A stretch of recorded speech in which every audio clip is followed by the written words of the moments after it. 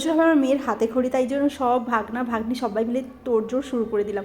আর এটা হচ্ছে কালকের রাতের ভিডিও। তো সবাই মিলে সন্ধ্যাবেলা বসে এরকম ডিসাইড করলাম যে আমরা একটা ওই টয় ট্রেন টাইপের বানাবো, যার উপরে অনেকগুলো ফুলের ঝুড়ি থাকবে। আর দেখো আমাদেরকে কি হেল্প করতে চলে এসেছে। তো অনেক মানে প্রিপারেশান ছিল, কিছু করেছি কিছু করতে পারিনি। তো রাত্রিবেলা ভাগ্নি এলো, বললো যে আলপনা দিলেও খুব সুন্দর লাগবে। ও তো খুব সুন্দর আলপনা দেয়, তাই জন্য সবাই রাত্রি 12টা পর্যন্ত জেগে বসে বসে আলপনা দেওয়া হলো।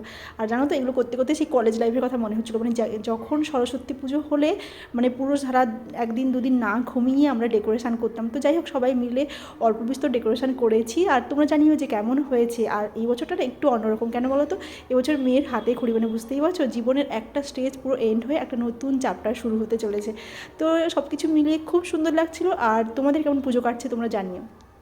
ডেকোরেশনের জন্য দাদাদেরকে বলা হয়েছিল, কিন্তু সরস্বতী পুজো তো মানে এরকমই না যে একটু নিজেদের হাতে সাজানো মাকে চারিপাশটাকে, তো আমরা সেরকম চেষ্টা করেছি।